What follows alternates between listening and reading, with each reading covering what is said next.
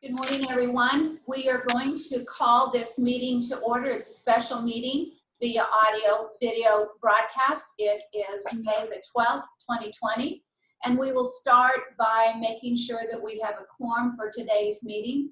We have everyone available here, and then what we have is Tom Thompson, who will be joining us by phone.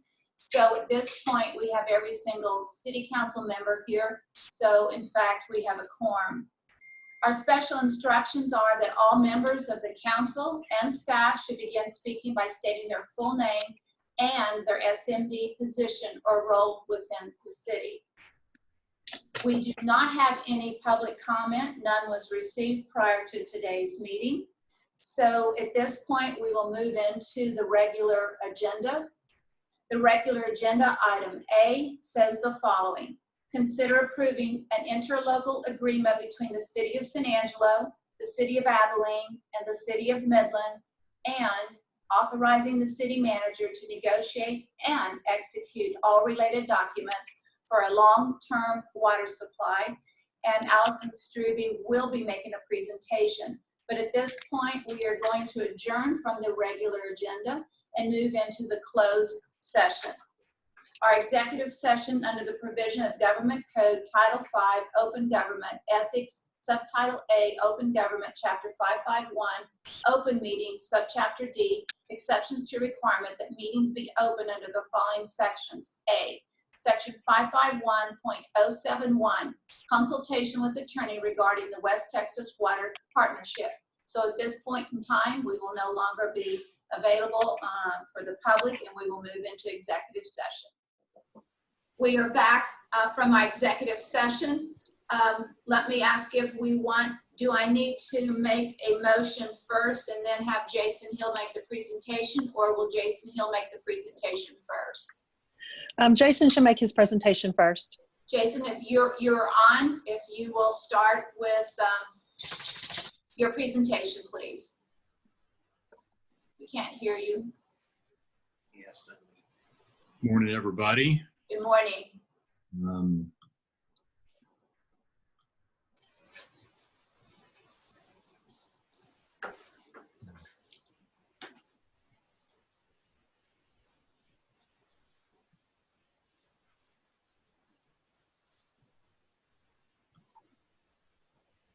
All right. Is everybody able to see my slides here? Presenter view. You might know what that means. Okay. Can you back out of that? There you go. Perfect. We got it. How about now?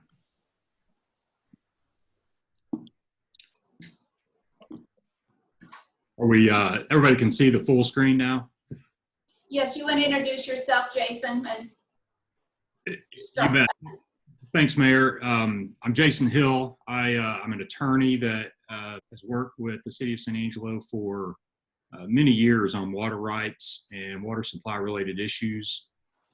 And particularly, I've been working with the City of San Angelo, the City of Midland, and the City of Abilene, and what we've called informally the West Texas Water Partnership.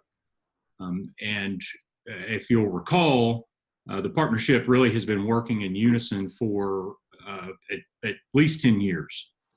And the goal of the partnership among the three cities was to find a regional source of supply that was met certain reliability and quality characteristics. We saw a lot of different options over the years. We considered many different projects that were presented to the cities.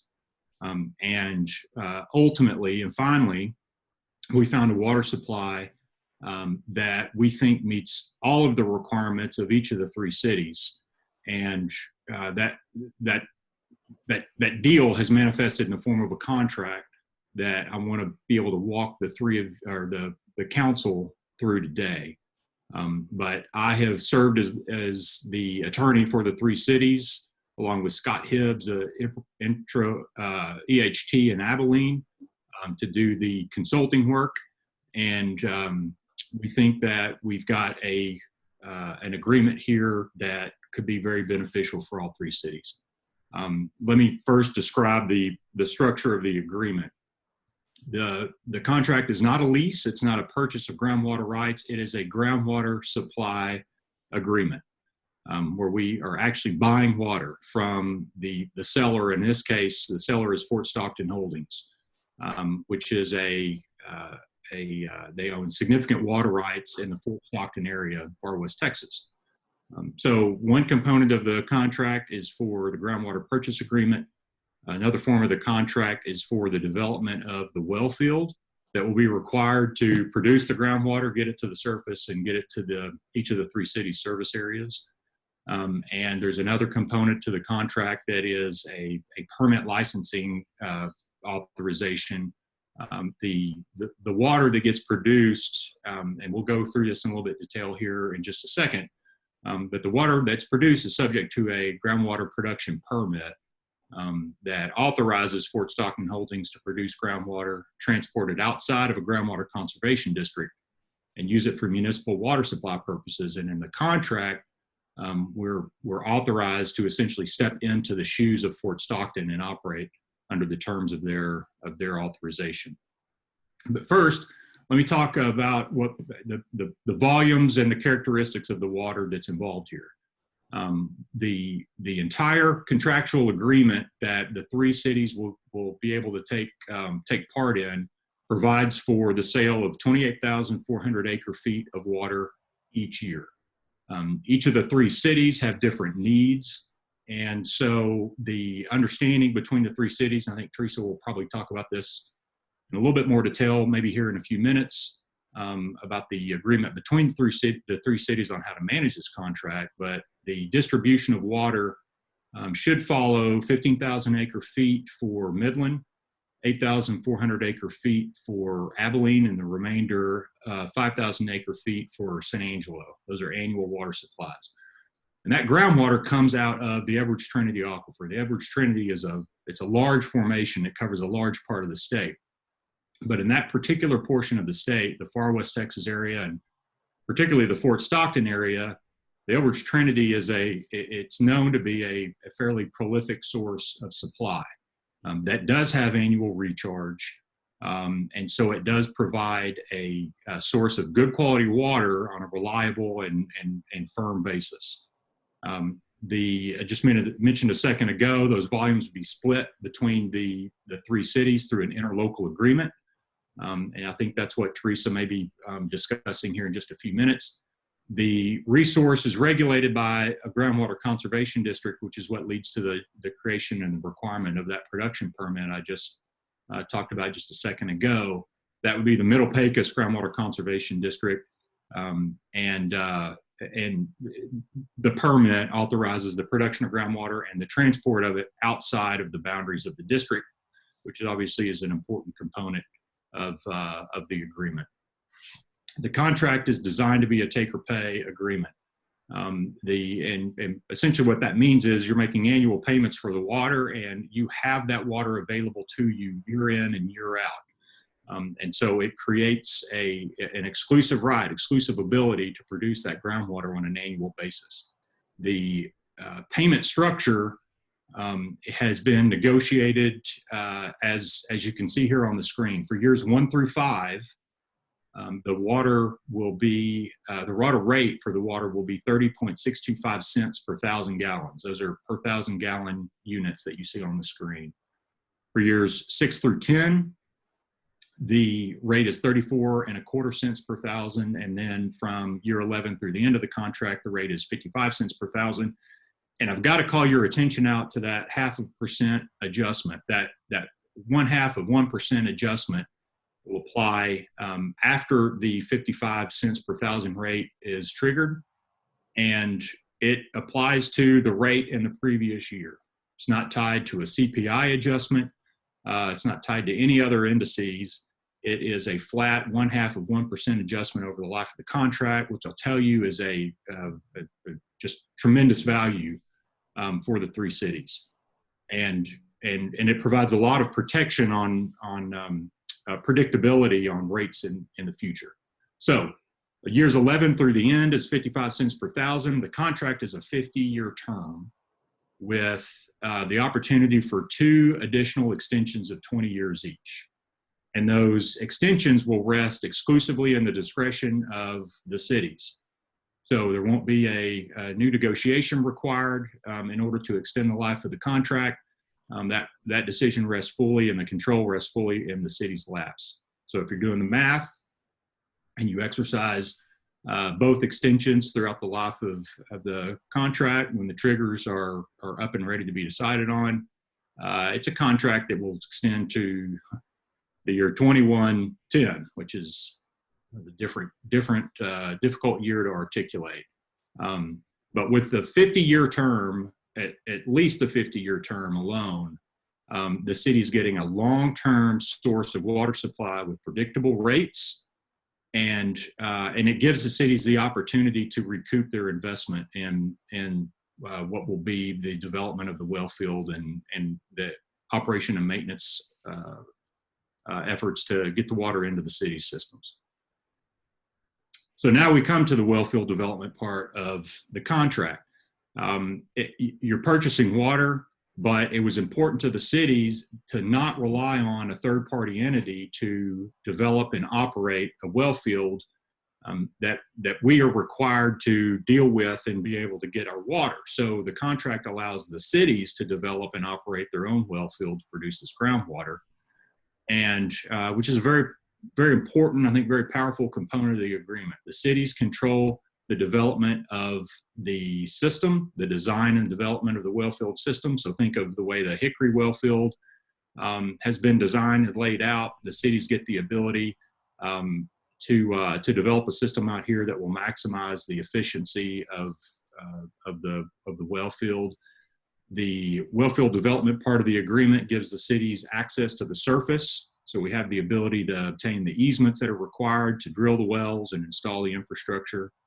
And it contains a component of design coordination where we get to work with Fort Stockton Holdings to make sure that we've got a wellfield design that takes advantage of the best points of availability in the contract area and on the surface acreage, and still allows us to coordinate with Fort Stockton to make sure that they still have the opportunity to make use of the surface as well.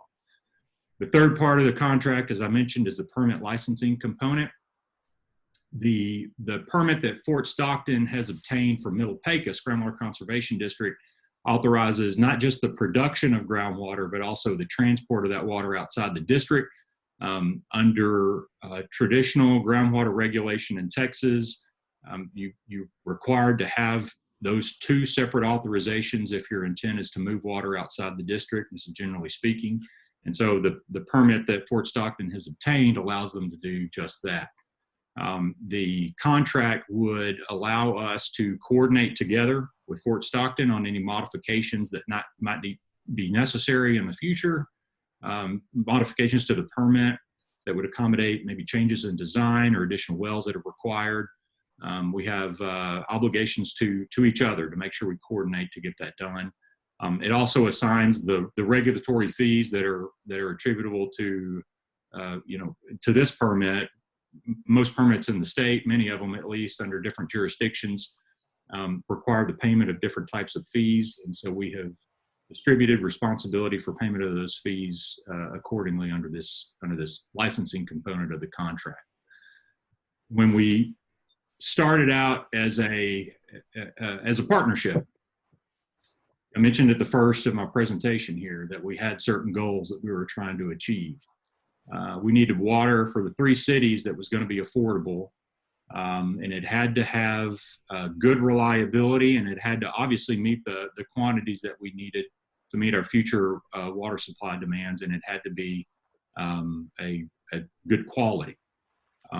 With this contract, as it's designed and as it's been negotiated, and after 10 years of work and looking at various options, we have developed, we think, a resource, a potential resource for the city that meets every one of these goals.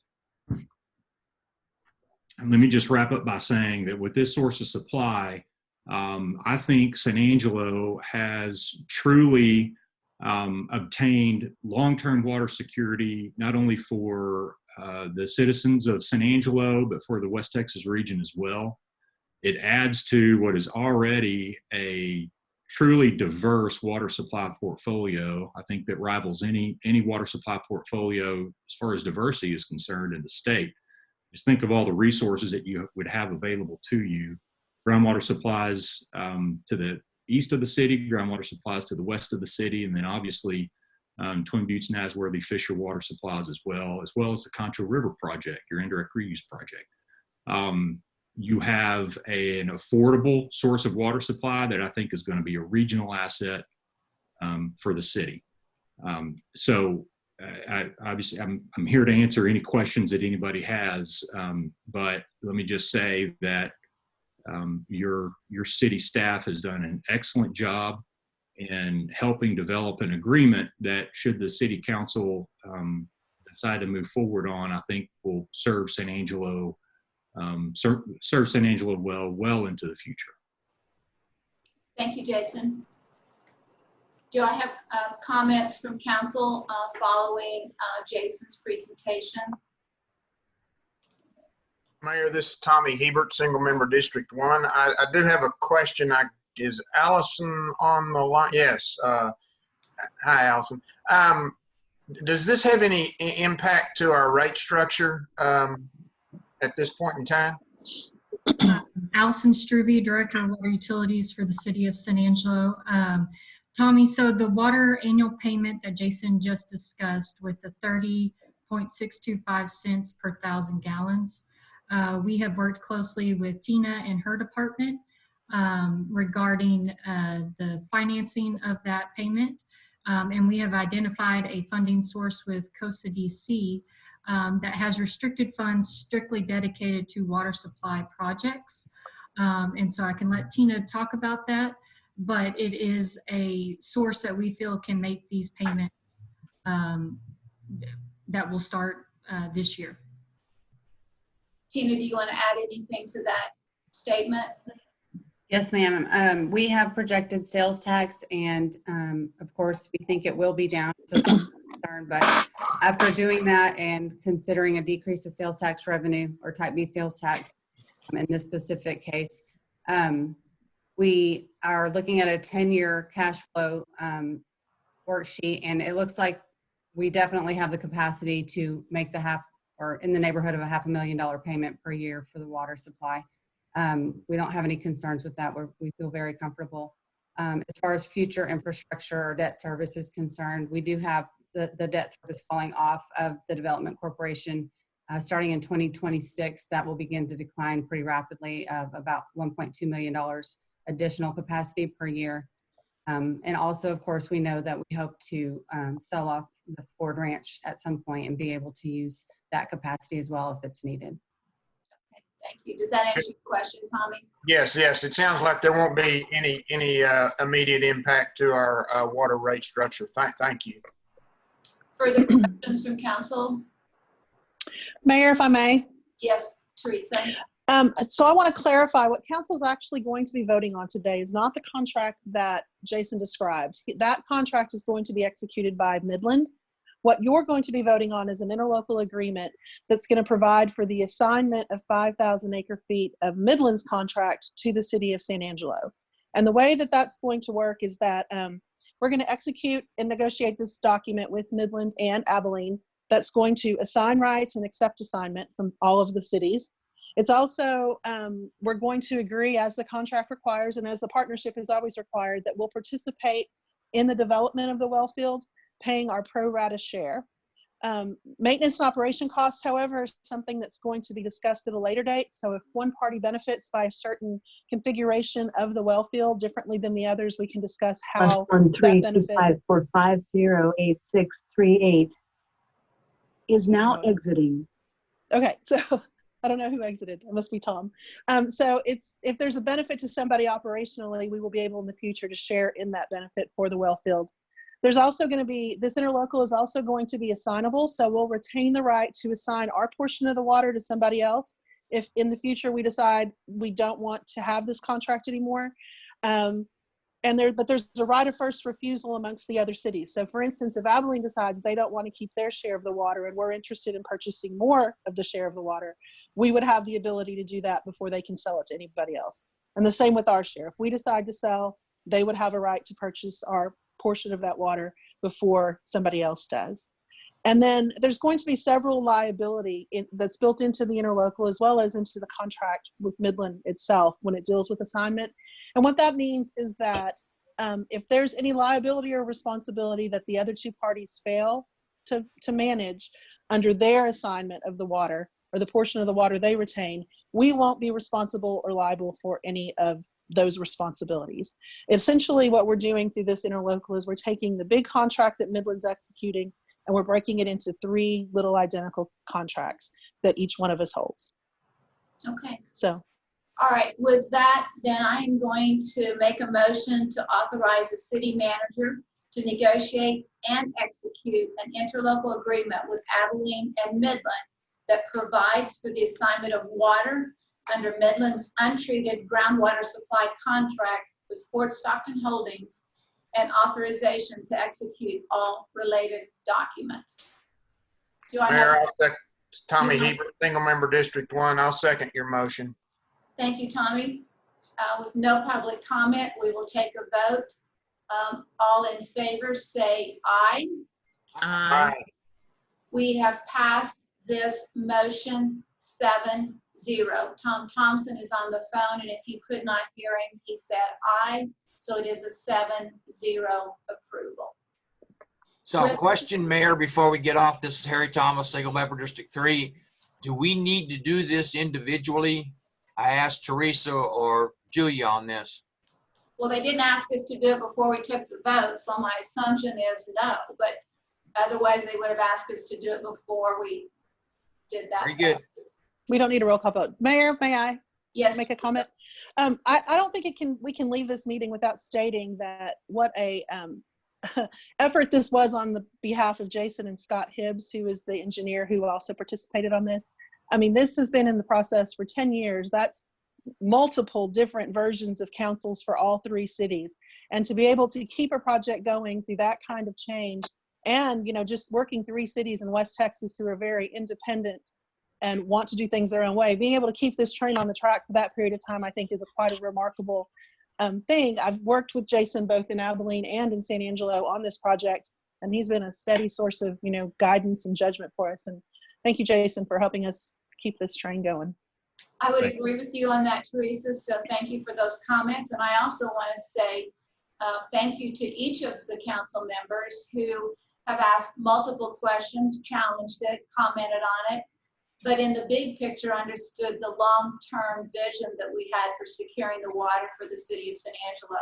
So thank you to everyone and the support that has made this move forward and the vision to take care of this city in the very long term, so no other city council will have to deal with water issues and security of water for the city of San Angelo. So thank you, each and every one of you. Thank you. With that, we will move into the follow-up, and we just discussed the closed session issues, so I would need a motion for adjournment if I may. Tommy Hebert, single member District 1. Move we adjourn, Mayor. Thank you. And Second. a second by Lucy Gonzalez, and all in favor say aye. Aye. This meeting has been concluded, and you are all adjourned. We will see you next Tuesday for a regular city council meeting.